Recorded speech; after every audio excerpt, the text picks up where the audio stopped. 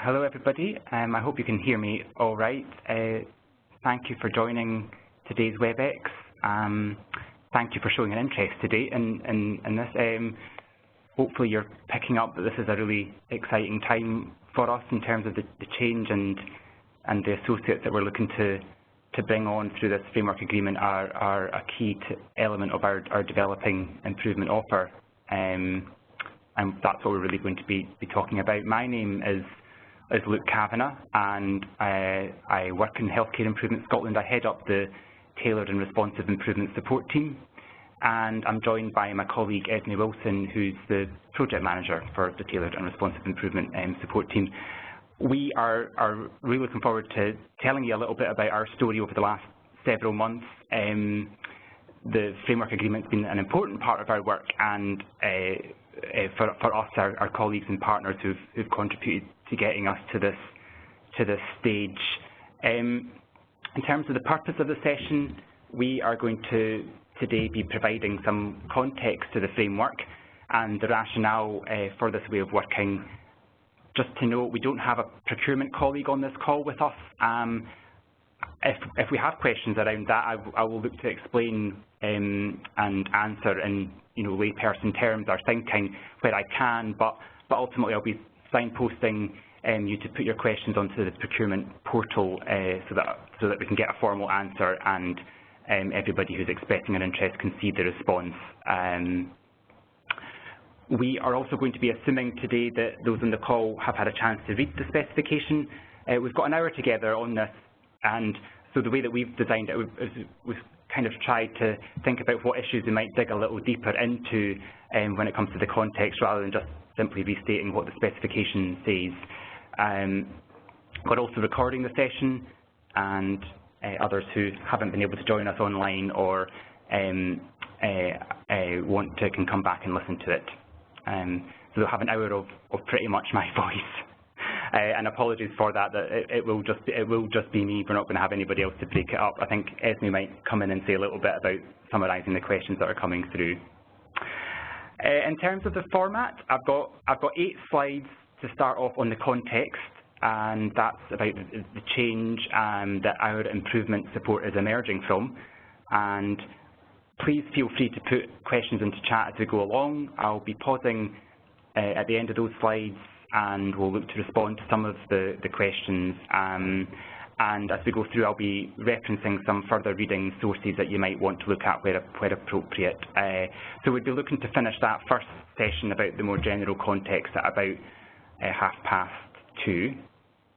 And the second part of the session, we're going to focus more on the specification, and we've pulled out 5 points that we think hopefully will be useful to unpack a little bit for you, give you a glimpse inside our heads and what we've been thinking and what we're trying to achieve by setting up this framework agreement. And please, again, we'd be looking for you to use the chat box to raise questions, and we'll pick some of them up at the end of that session, and we'll be finishing up on the hour. So there is a possibility that we've got quite a few people on the call. We might not get through everybody's questions. Your question might be unanswered.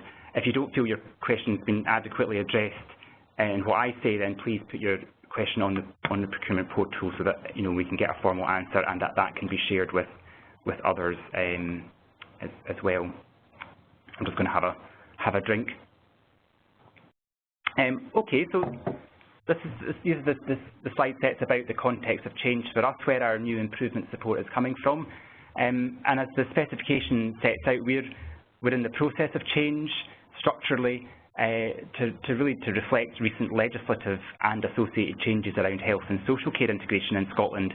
Our part of the story, as that slide explains, is the launch of the integrated improvement resource, and that's the coming together of 3 improvement bodies, or the improvement elements of 3 organisations: Quest, the Quality and Efficiency Support Team in the Scottish Government, the Joint Improvement Team in the Scottish Government, and Healthcare Improvement Scotland's Improvement Directorate. So the 3 of those coming together. And as we pointed out in the specification, a name and branding is currently being developed under that title of Integrated Improvement resource. But in terms of the slide, we really wanted to get across a couple of points. When we think about the work and our work that we're going to do around improvement, it's going to come in many shapes and forms, and it's going to be commissioned through a number of different routes. So for instance, if you look along the bottom of the slide, we've got changes going on in our established programmes of work. So if you look into the Healthcare Improvement Scotland side of things and our work around safety, that is being redesigned and redeveloped, but that's been a really strong feature of our story in recent years. So the established bits are under review. We've new commissions being developed and coming through, and will continue to come through. There's work around pathways and integrated flow that are emerging. And we're also designing new types of improvement support for health and social care and integration. And a lot of that is about us understanding partners' needs and alongside that bringing together what's best about the JIT, the Quest, the HIS approaches and what we've offered in the past. I'd like to emphasise here about the reach of the Integrated Improvement Resource. We will retain the Healthcare Improvement Scotland responsibility as the improvement agency for NHS boards, and we've taken on top of that the responsibility for providing improvement support in the health and social care integration space. So that's where the integration authorities operate across the various partners, and so what that means is it's where the NHS budgets, roles, responsibilities come together with the local authority equivalents around what is often, and in a lot of cases, what the vehicle that's being developed is the integration joint boards that are known as IJBs. And the creation of those vehicles and structures and the operation of those integration authorities, that's what's currently happening in Scotland just now. They're figuring out the governance, they're figuring out the operational aspects of their new world, and it's a really important thing for you to get a sense of when completing the application. I would say, from my own perspective, one of the most helpful bits that I've read and thought about over the last few months as an article. It was written by Alison Taylor, who is the sort of policy, one of the key policy leads in developing the new legislation. It's in the Journal of Integrated Care called New Act, New Opportunity for Integration in Scotland from 2015. So we'll post the link to that article. I think you will have to purchase it, but it really helped me in my understanding, and I would flag up to others as well. From the perspective of the specification and what we're looking for, we want applications to reflect and applicants to reflect on their understanding of the current Scottish context. But I just want to be clear that for some that will be first-hand experience, and for others that will be more about how they've worked and applied their skills and experiences in contexts where there's been a similar degree of change, or there are strong similar features of the change agenda. And just to say, whatever answer you're giving to that, it's going to need to be based on what you see as the key challenges and issues in terms of the Scottish agenda. So finding that out and having a think about it and thinking about how it fits with your skills and experience is going to be critically important. Just having another drink. A nice slide with stars, and it really is trying to get across the fact that the health and well-being outcomes, they are our North Star, and they will shape and guide our work, and that's at all levels, including the type of work we commission through the framework agreement, so the type of work that the associates will end up doing. So from that perspective, any specification for a piece of work you receive should make reference to these outcomes and be informed by these outcomes. And equally, the way that we do the work, the impacts that we think we might realistically achieve should be looked at through the lens of these outcomes too. And I think a constant question for us in all of this is how can improvement support that we're designing, how can it best help partners and citizens and communities make these a reality? And so whatever we're doing at whatever level, however small, I think we still need to be coming back to that story and asking that bigger question collectively too. And laying the foundations which I hope you've managed to have a read of to date.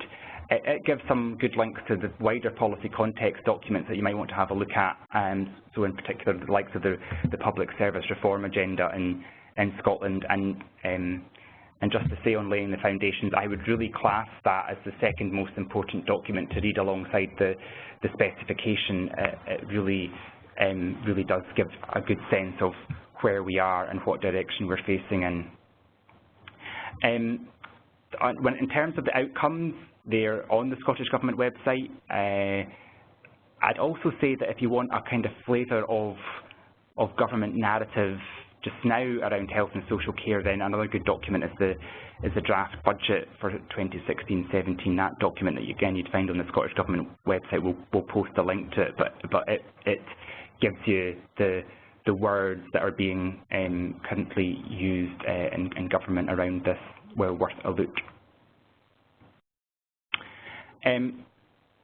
We will be coming on to what improvement means in the second part of the session, but basically, and I hope you've picked this up from the specification, we're going to be adopting a broad approach that's as much about people improving the work where the work happens, so that might be classed as continuous improvement.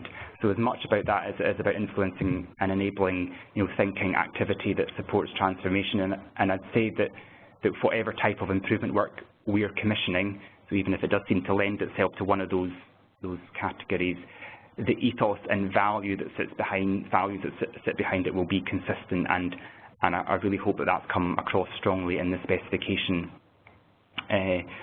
Improvement for us is a mixture. It's a mixture of process, people, context.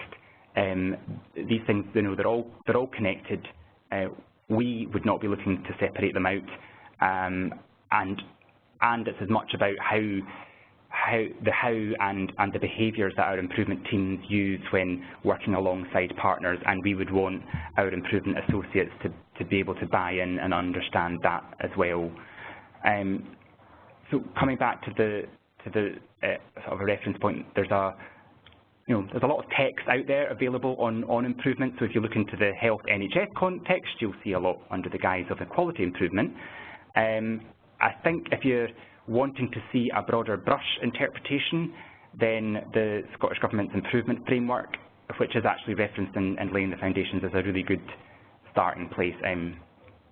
I can also recommend it because it's short. It's not a long read, and really worth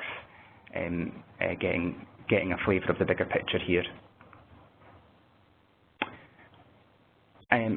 This slide, I'd say, is really important for any of you who go on to have a go at filling in the application, and I hope a lot of you will seriously consider that. So this is about our approach, and this is where we're at. Yeah, a great guide for you to think about the wording, the examples in your application, and for work. Yeah, and that's a really good point. For work, any work that you might end up doing for the integrated improvement resource in the future, not even if it's as an improvement associate, this is important stuff. It's about the how, which in many respects, from just thinking about myself, my own experiences of working on improvement projects and programmes, it is of critical importance, and creating the best conditions for the work to happen shouldn't be underestimated or undervalued. I'm not going to labour that point, because I would, if you asked me to guess about who's on the call, I imagine I'm preaching to the converted here. But I just wanted to give you a sense that in the examples you might be using, that you can directly address the how in the application, and I hope you see when you look at the application form that it gives that ample opportunity and prompts to do that. I suppose just a personal reflection here, what we're trying to get across is the improvement teams that we've put together that are going to involve improvement associates. We don't want them to be viewed as some kind of flying squad. That's either in a performance sense of the word, where somebody feels that they've been critiqued or aren't performing properly, and we've come in to fix them, or in terms of us bringing solutions and answers. Oh, thank goodness you've arrived. You'll be able to tell us how to do this. So the theory of how we think we can make this resource work best is more to do with seeing the need with partners and delivering something that's useful short, medium and longer term as well. So if we come to what the IIR, the Integrated Improvement Resource, will do, it will have a number of delivery functions, and there will be, so sort of top left-hand corner, there will be elements that are national offers presented as programmes. So we've got things like the Living Well in Communities, which has launched in recent months, and so if you're wanting a quick sense of that, a really interesting programme and approach, I would encourage you to have a look at that website. We're going to have funding and support targeted and access via grant award models, such as the Improvement Fund, which is under development. So that's really taking us into the space of how can we provide support in a very flexible way. This one might be more around financing, spotting an opportunity where there is improvement work potentially of national value, and we can leverage in support to that to accelerate the change. And then there's specific, topic thematic-driven types of support. So the bottom right-hand one talks about joint strategic commissioning, and absolutely critical to the work of the integration authorities just now and what's coming up and how they think about that and how they plan for that. And we will want to provide specific support in these kinds of spaces around these kinds of themes and issues as they emerge. The associates will exist very much in the responsive box, and I'll say a little bit more about that in particular. But their work will be connected to other aspects of the Integrated Improvement Resource too. So it might be formally commissioned through the responsive part, but in theory could cover any of these particular ideas. And I think that's a point worth emphasising more generally. There will be delivery functions around these areas, but they are all interconnected. We're going to have to work hard to make sense of that and make the most of those connections. But for the associates, I think this comes about the type of person we're looking for and the individuals that we're looking for. It's the how, it's being able to spot links, bring other partners to the table, facilitate a broadening of horizons and perspectives to make new links. These are all essential characteristics and skill sets that we would want people to be bringing as associates.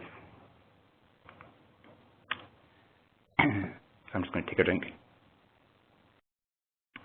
Specifically on the tailored and responsive improvement support bit, that's really the living the approach, so to speak. The structure is to enable flexible improvement support. So you're talking right time, right place, right people. We are therefore looking to design contractual routes that allow us to package together the right kind of support when it's needed. And so the responsive improvement support bit, that's the structure that's going to perform that role. But I suppose I would just say it's not just the responsive improvement piece of it that's following the approach and the values and that was set out in the earlier slide, or the philosophy that's set out in laying the foundations. That's very much everybody's business in the Integrated Improvement Resource. It's just that the responsive part will own the processes, administration, management around that commissioning bit. So if we just dip into the flexible model a bit, so it's going to use a tripartite model, and we've been living this since last June, so we've been trying to sort of test out and develop this way of working. We will continue to test out and develop this way of working, and I'll return to that under the specification too, because I think it's a really important point for everybody to understand about where we are on our development. So in order to manage a resource that's going to be flexible, deliver support at the right time and so on, we want to be able to draw on different types of support. Associates, one type, so that's through the likes of this framework agreement. But we're also thinking about associates from existing improvement capacity and capability, so from within the public sector. And if you think about formal training programs that we do, such as the Scottish Improvement Leaders course, it's a 9-month course. When you complete that course, you agree to give about 5 days a year to national level support. So that's something that we would want to be tapping into under the notion of improvement associates too. So it's a broad term, it's not just the framework agreement element of that. Where jobs and roles have been identified, so we think we need something quickly in a particular place, we want to be able to draw on and use temporary employment contractual arrangements to make that happen and fill those gaps, hopefully without stealing capacity and capability from the system. So we are trying that out. So that would be, for instance, if you work in Glasgow, have great experience around a particular piece of improvement work, somebody in Fife very interested in that, how can we as in the Integrated Improvement Resource identify, facilitate, finance an agreement where maybe you carry on for 3 days a week in your home Glasgow base, and you're giving 2 days a week for 3 months to Fife. So we're not just lifting people out of the national level. And we've not formally communicated this offer yet, but from the word go, we have been looking for opportunities to learn, and we've got over 40 requests in place just now, and that intelligence has helped us to think about the framework agreement and the people that we're looking for on it. But we don't know for sure what the work's going to look like. We're going to have to learn by doing, and we need to be ready and willing to shift our resources to get a clearer and clearer sense of that. And on the core staff, I was just going to say those are the people who will be dedicated, employed by the Integrated Improvement Resource. But even there, we're looking for development opportunities too, so how we can build capacity and capability in the system, so providing short-term opportunities to work in the tailored and responsive team and so on and so forth, with a view to people going back out into the system. So it's all trying to sort of operate under that single philosophy. So keep a lookout on the QI Hub pages if you haven't already started looking on that regularly. Formal communications on the Integrated Improvement Resource launch is going to be coming in future weeks. So just before we open up to questions at this point, there's a bit about what happens next, and you know, we're getting ready for lift-off, aiming for the 1st of April. A lot to have got done since the announcement last March. I think 2 bits I'd draw your attention to here. We already have the document laying the foundations, that broad brush philosophy here. The next phase of that work about putting more flesh on the bones, developing a framework that gives more detail on the improvement approach, that's going to be informed by the work that we do and learning from the work by doing, and we would see the associates as being a critical bit of that learning and understanding our improvement framework as it develops. And the other bit I draw attention is the fact that we're talking about a transition year. This has all been done in under a year. There's recognition that we're going to have to learn our way into this delivery mode, and as I say, the work that we end up commissioning is going to be a really key to that learning. Coming back to the people we're looking for, we need associates who are willing to learn with us. I think embrace that element of uncertainty. So it's not just about helping us with the specific projects we commission, it's that willingness and ability to help us make sense of how the framework agreement can work at its most effectively, and and in this complex context that we find ourselves in, and something definitely worth considering on your application and how you might articulate that. So we'll look to move on just past half past. But Esme, is there any particular themes or issues coming through that we want to pick up on? There's been no questions at the moment. Okay. If people want to put any questions on the chat function. Yeah, and you need to make sure that that's on everyone so that we are seeing that. Great stuff. Well, if there aren't any questions at this stage, I will move into a bit about the framework agreement and the context and rationale. So just to emphasise again, we are assuming and hoping that people have read the specification. We've looked to pull out some themes that we think potential applicants might benefit from hearing our thoughts on, as I say, open up our heads and see what's been whirring around for the last few months. why we've designed the framework agreement this way, and I hope you've maybe made some connections already and leaps between what we've been talking about in the first part of the session and what we'll go on to talk about. So we'll follow the same format. We'll go through the slides, use the chat box if you want to ask questions, and make sure it's going to everybody, and we'll look to address some at the end, and we'll close up and summarise around about 5:02. So the first point we wanted to draw out was about the time frame of the framework agreement, and that the image that we've used there, if you're struggling to see what it is 1 + 1. We're designing this framework agreement as a learning opportunity. So you might know that framework agreements can last for a maximum of 5 years. Our management group and the advisory group that we were using around this work were very clear that we don't understand the ask or needs in enough depth, alongside the wider context of change that we're experiencing, to justify setting up an arrangement that's going to last for 5 years, or even 3 years for that matter. We've therefore scaled it to the 1-year contract with the option to extend it for another 12 months. So the focus for us therefore becomes sort of seeing this as a phase 1 approach, using it as a learning opportunity, and that's both in terms of the specifics of the commissions and the overall workings and impact of the framework agreement. So it's at both those levels, as individual pieces of work and collectively what do we think of this framework agreement as a vehicle to achieve that. Yeah, so we would like people who are willing to sign up to that ethos, want to take part in this, the learning, a great chance to be part of the bigger conversation about our improvement support and how it might be used to best effect for health and social care partners. And the work that we do will place a really strong emphasis on learning, so not only in terms of the formal feedback on time input individually and collectively, but as I say, we will also provide structured formal opportunities to reflect on those bigger questions about how we use this improvement resource, and hopefully that's something that you will find appealing and of value to you individually and personally in applying for something like this.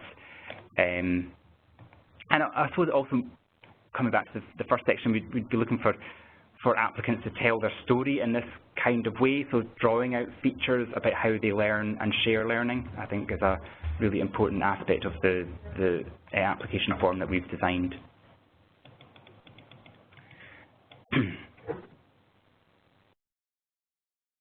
So if you haven't already sat down with the Laying the Foundations paper, had a cup of tea and a biscuit and a read through it, I'd very much encourage you to do so. It is a great articulation of where we've got to on our thinking on improvement, and explains, I think it explains our intended direction of travel and the direction we're facing in.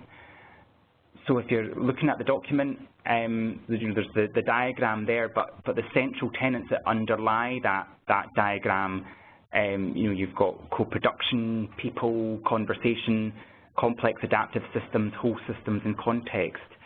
And I tie that very strongly to the point, that we've repeated several times in the specification, and deliberately so, about improvement being a catch-all inclusive term rather than an exclusive tool or model-led definition, and it very much plays into that. We recognise that we're shifting and changing and adapting and bringing together different thinking around improvement, but those are the principles and the pillars that we're founding this on, and I think that's a really important point.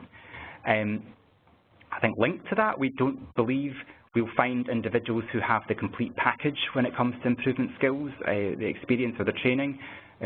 We are looking for diversity, and we want a range of individuals on this framework agreement who can carry different skill sets and experiences and come from different disciplines and perspectives. We're not sitting here with the single person in mind, only looking a certain way and acting a certain way and talking a certain language. That's not what we want here. But as I've kind of alluded to earlier, we are very aware that we don't have, so the Integrated Improvement Resource doesn't yet have a framework, so it's got the laying the foundations paper, doesn't have a framework to explain, its approach in detail yet, and that's why we've made the decision, when it comes to the specification and the application form, we've made a decision to invite applicants to tell us their improvement story and explain to us how they see themselves and their work. So that we know, and if you've had a wee peek yet, you should sort of kind of clocked it yourselves, the application is no small undertaking. We felt that at this stage of our development, we needed to provide that opportunity to the applicant, so it isn't just about assuring ourselves. I think we needed to say we need to give people the space to tell us their improvement journey to date. So to summarise, there are a whole range of skills and experiences and expertise, niche and otherwise, that lend themselves to this description, and we're looking for individuals who are applying, to tell us their story.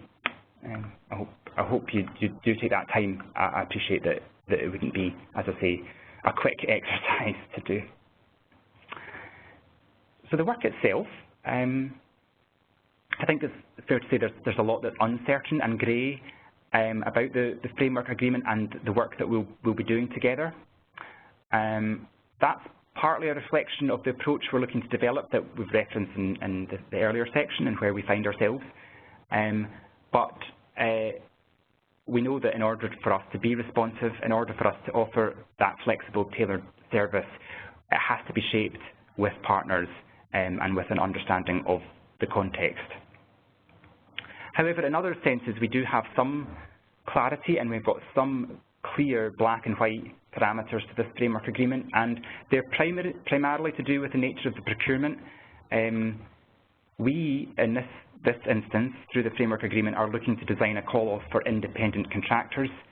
So we're looking for that, high-quality mix of skills and experiences to call on them to perform consultancy work based around specified time-defined pieces of work, so tapping in to their knowledge at the times where it's needed, and we can make the connection between the knowledge that's required, what we have in the framework agreement and the time scales and so on.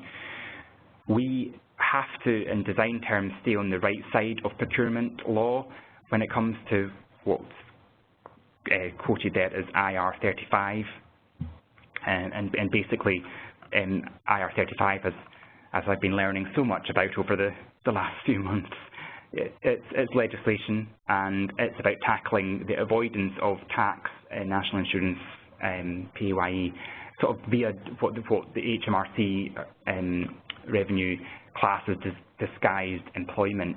And for healthcare improvement Scotland, we work within the tax system, so we'd be looking for the people getting paid through the payroll or on the payroll of another organisation with which we have a contractual arrangement. So that's one way. HMRC has confirmed that public bodies should seek assurance that a worker who isn't being paid through the payroll, so with tax and national insurance deducted at source, has to be correctly classified. So when it comes to this framework agreement, it isn't just about getting onto the framework agreement. Every piece of work that we commission through it, we will be looking for some assurance that the people that we're calling on are falling into that category, and we're seeing people able to classify themselves before proceeding with the call-off.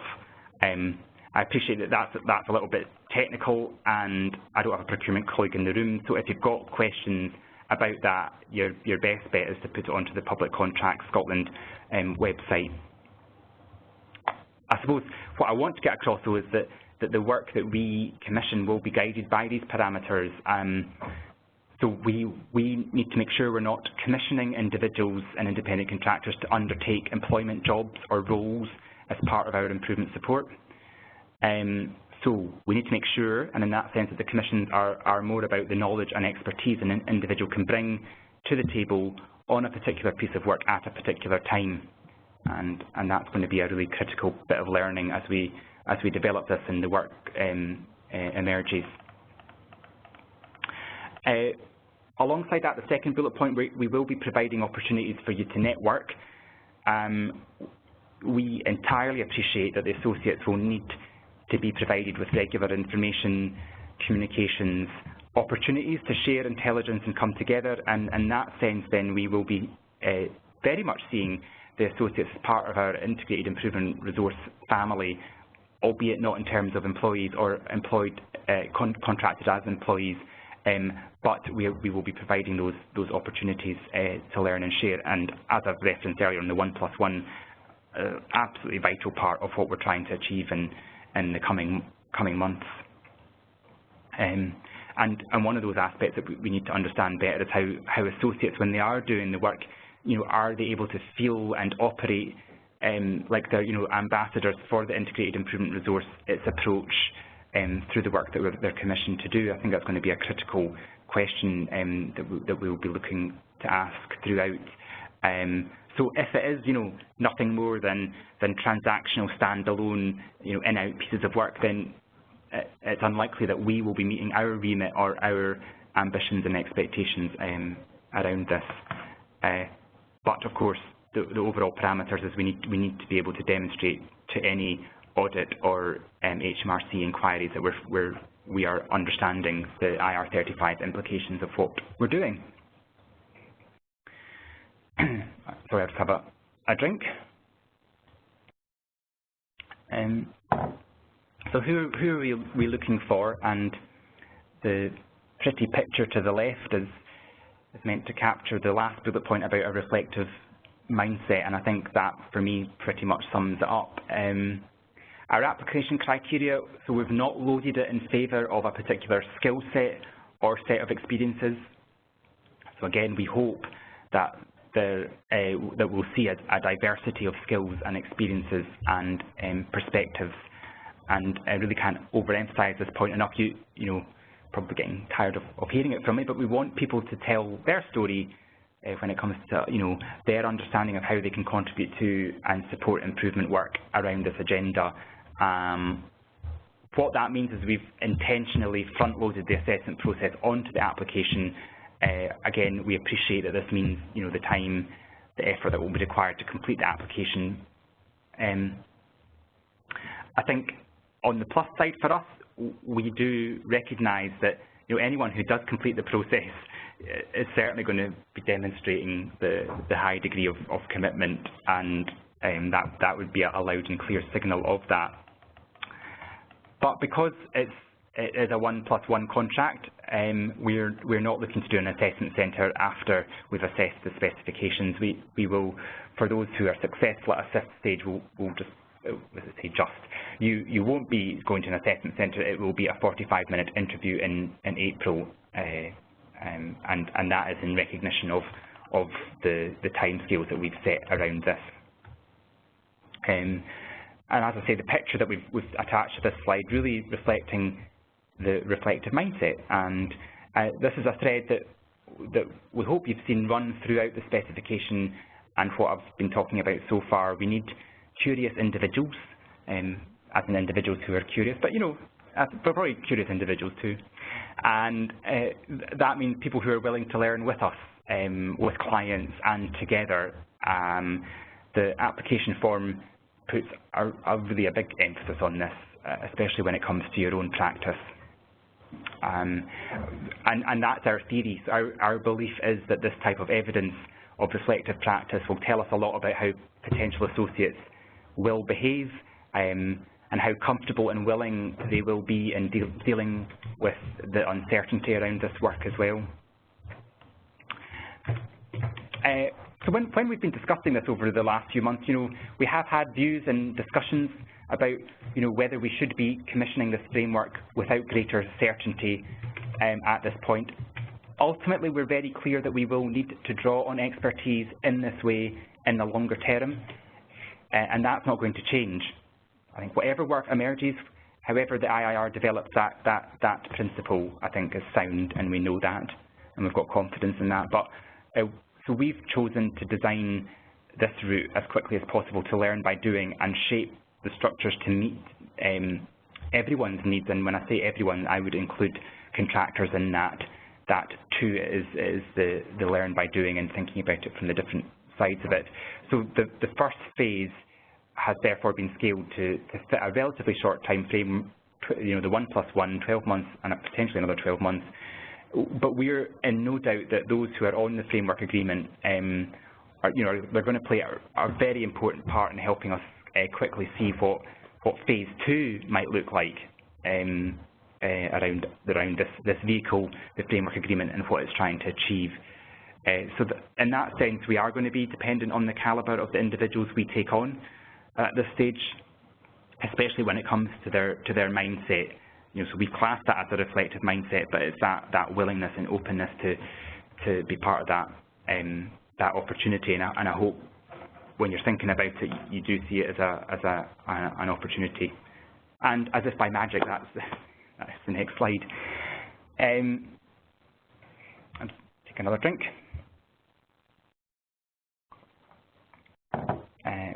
So when I was putting the slide set together, I guess I am, and conversations that we've had today, and good reflective conversations today, I am conscious that there's this uncertainty around this.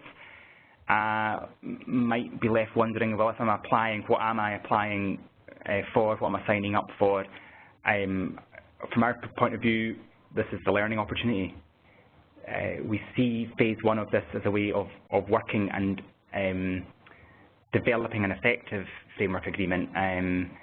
It's not just the learning from the specific pieces of work commissioned, it's what we can learn about the channels we're using to provide support and their effectiveness. And so this is a developing picture. It's not set in stone, and we do not see it as being set in stone. So, it's pioneers really who are going to come and help us at this stage and lay that initial ground, help us understand what might work in the future. And it's not going to be perfect, or we're going to get it exactly right immediately.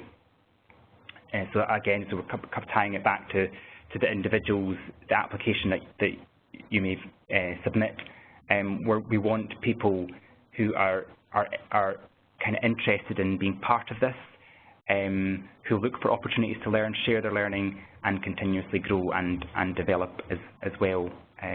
So that is very much the offer that's on the table here, and a brilliant opportunity, I think, to see inside many of the debates and discussions and work that's emerging around health and social care integration. So I'll pause there and see if we've got any questions. So we've had a question come through to ask, you mentioned that you'd done some research on what support partners are looking for. Can you give any examples of the ask from them? Yeah, I mean, so we have the 40 requests that have come in so far, and there's our network of contacts that already exist across Scotland. I think the strategic planning that's underway for the integration authorities and the integration joint boards has come through very strongly.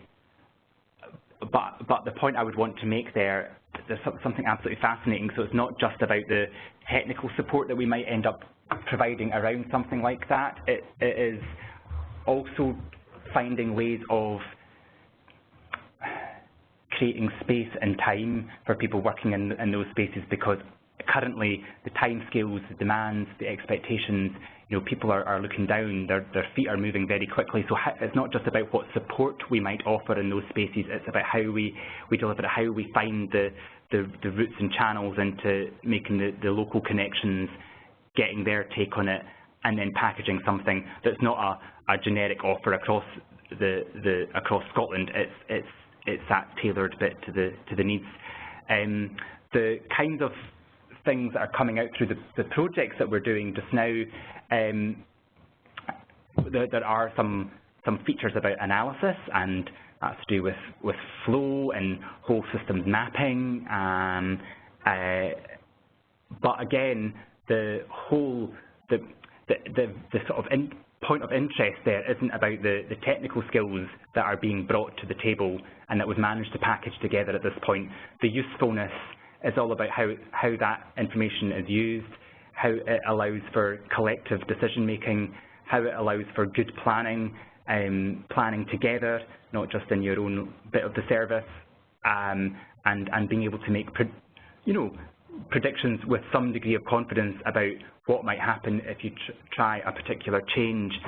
And I think for people who are on this call, those kinds of things won't come up as a surprise, and I hope it will come as some reassurance as well that we're back into the space of it's a full spectrum of improvement. It isn't just about yes, this is a technical problem requiring a technical solution. And the last thing I would say on the kinds of asks, they have been wide and varied. And so there is a piece of this that it could be anything, and there will be decisions for us to make about how we identify the work, how we prioritise the work, and how we allocate the work. Just looking at the sheer range, so it could be anything from a conversation. I hope that's helpful. Is there anything else that's coming through? No other questions at the moment, but if anyone would like to add any questions to the chat function, and just make sure that you are sending it to everyone. Well, I've got a couple of bits to say in summary, so there might be something else that comes through at this stage. But just to re-emphasise, really keen that if you've got questions, please do put them onto the portal. So some of you might have actually clocked the fact they were like, yeah, we might ask Luke the question, and he gives an answer, but then he'd tell us to put the question on the portal anyway, and that would have been my advice. That means you get the formal answer, and everybody who's interested in applying can see it too. And we've still got about 3 weeks, I think, for questions to go on. I'd just like to say thank you for taking the time to listen and for the questions and thoughts. I'd say conscious that we've got uncertainty linked to the framework agreement, but just to re-emphasise what I think the opportunity is, the pitch is that we've got a learning opportunity here. We see this as phase one of our way of working and developing an effective framework agreement. We need some friendly pioneers, prepared to come with us at the beginning of that journey and understand what might work in the future, and that we understand that we might not get it right immediately, but the learning that you're going to get from being part of that experience will be hugely appreciated and valuable, and I think valuable to you and individuals and organisations too. And I'd say we do have some elements of certainty, especially when it comes to the procurement parameters and what we ask independent contractors to do, but this is an emerging way of working. And by being on the contract, you're going to have that exposure to some real cutting-edge intelligence networks, infrastructure that's going to be supporting our health and social care integration agenda in Scotland. So I really hope that point's come across and that you give serious consideration to applying for this. So we've had one more. The question was, I know it's hard to stipulate, but realistically, how often are you expecting on a weekly, monthly basis would you engage with consultants, given that this may be the only work we are undertaking, allowing us to be flexible and support to the framework? Okay, so there's a couple of things. The bottom line is we're not guaranteeing work, so even if you come onto the framework agreement, in all honesty, I think even any of you who have worked closely to this agenda or have seen what I'm talking about, there's not going to be a shortage of opportunities coming through from here. The thing I would raise is more about coming back to the parameters of this framework agreement and the tests that we're going to have to run for people who come onto the framework agreement. So, for instance, on HMRC point of view and the IR35, one of the tests that they apply to framework agreements of this nature is how often are we calling on the same individuals. So that's not necessarily calling on the framework agreement, but the same individuals in a framework agreement, and equally the work that is being done by those in the framework agreement. Are we the only clients? Are they doing work for other clients too? And as independent contractors, they would expect to see evidence of other clients being in play. So I have, on the question of how much work, if I'm being honest, I think there's going to be regular opportunities. Actually, I'm not going to put a number on that, but that is my instinct at present, as I understand what we're trying to build here and the agenda. But I think there's the parameters that sit around this framework agreement, around the IR35, and the tests that we're going to have to satisfy ourselves on about the individuals working on the framework agreement.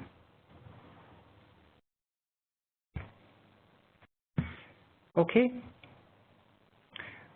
Thank you so much for your time, and we're going to close the session now, and I've left the screen there. We are also going to post the links to the various sources that were referenced as part of this presentation as well. I hope you found this useful.